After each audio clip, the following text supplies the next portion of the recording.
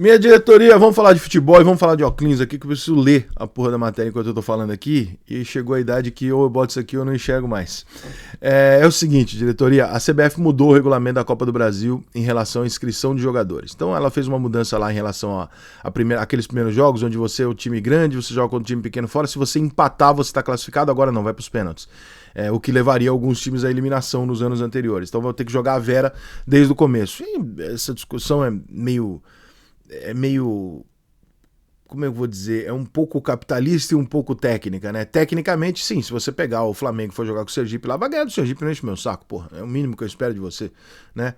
Por outro lado, você tá abrindo uma possibilidade que eu, se fosse dono do negócio e não de uma confederação, se fosse um Dana White, eu provavelmente não faria, que é a possibilidade de excluir times grandes do restante da competição. Quanto maior for a possibilidade desses times grandes perderem, maior a possibilidade de eu perder com o campeonato em si. Como a gente no Brasil tende a ter uma discussão desportiva e não necessariamente de negócio, eu vou compreender que 99% da discussão vai para o lado. Não, é justo, você tem que ganhar e tal. Eu concordo. Se eu for pensar como negócio, se eu for pensar como produto, pô, cara, eu preciso facilitar que os melhores e os maiores times tenham um caminho mais fácil até chegar no momento decisivo para que eles estejam lá. Mas esse pensamento está muito longe do Brasil ainda, o Brasil ainda pensa muito como uma ONG, né? O futebol e não como negócio, de modo que eu compreendo e também não acho que vai fazer tanta diferença assim, acho que basta os caras mandarem os times titulares e vão ganhar seus jogos, se não ganhar também, né? Responsabilidade sua. Com um calendário desse, eu fico um pouco de dó, né? Dos jogadores, só que eu falo, pô, tô na semifinal do Campeonato Carioca, eu tenho que mandar o time titular para o Amazonas para jogar um jogo contra o time da Série D, é isso, mano. Entendeu? Então, é foda. Mas a principal mudança é em relação aos jogadores. E aqui vai também uma questão que conflita a parte de competição com a parte de mercado. Eu tenho um jogador que já jogou pela Copa do Brasil, ele não pode jogar na Copa do Brasil daqui pra frente. Esse regulamento já era errado e agora foi corrigido. Você pode jogar por até 2 equipes, você só é considerado tendo jogado em outro time se você entrar em campo e não se você estiver inscrito. E isso pode acontecer até a terceira fase. Depois da terceira fase você não pode mais inscrever um jogador que já jogou pela Copa do Brasil. E eu não concordo. Por que eu não concordo?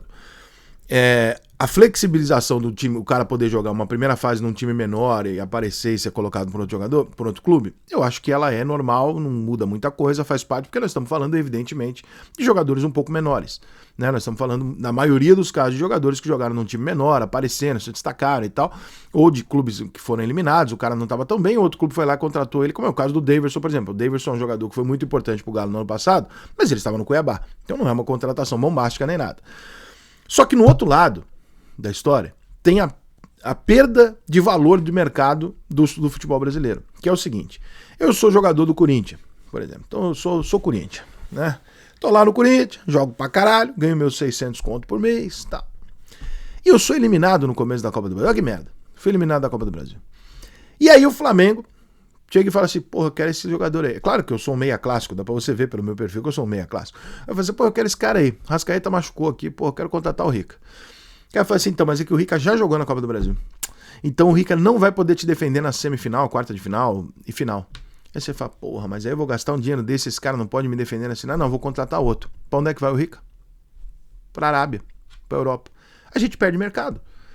Qualquer trava que haja para que o jogador brasileiro fique no Brasil, jogador de bom nível, ele é uma trava ruim para nós.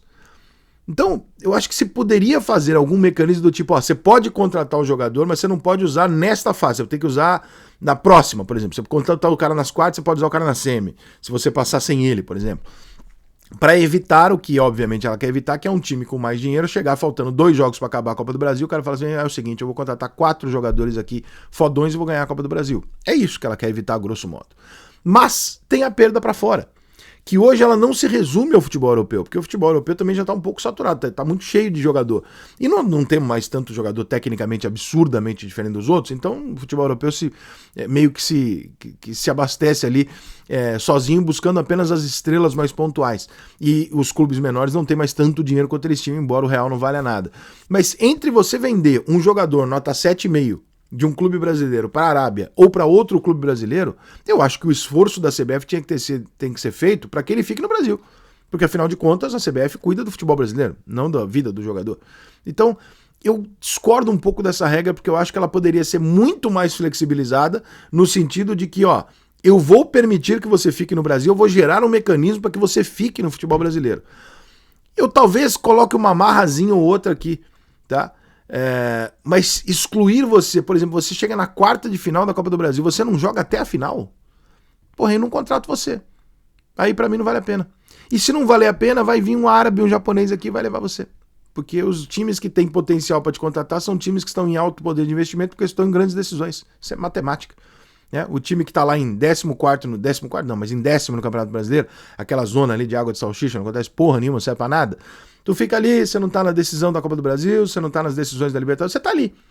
Você acha que esse time vai contratar um jogador? Claro que não, vai contratar na janela. Agora, o time que tá em disputa, esse time pode tirar um jogador de outro time. Porra, então preciso fazer um jeito que esse cara tire, que não haja um desequilíbrio, que não haja um doping antinatural no momento decisivo, mas que esse jogador fique no Brasil. E eu não acho que essa solução resolva pra caralho. Eu acho que ela ajuda você colocar na terceira fase. Ajuda, porque pode acontecer um acidente, o Corinthians, o Botafogo, o São Paulo ser eliminado na primeira e segunda fase da Copa do Brasil. Pode acontecer. Mas é um acidente, né? Não vamos contar com o acidente, vamos contar com a obviedade. Qual a obviedade? Esses times vão seguir adiante e vão ser eliminados ali pra terceira, quarta fase da Copa do Brasil. Ali você já não pode trocar o jogador, porra, exatamente por quê, né? Por quê? Você pode colocar um limite, talvez? Você possa colocar, como eu falei, nessa fase não, mas na próxima. Mas por que exatamente limitar esse número e sabendo que esse jogador vai acabar jogando na Arábia? Porque o clube que tá lá não tá mais na decisão, para ele é um prejuízo pagar aquele cara para estar em 10º no Brasileiro e para outro cara interessa. Então, eu concordo discordando dessa regra.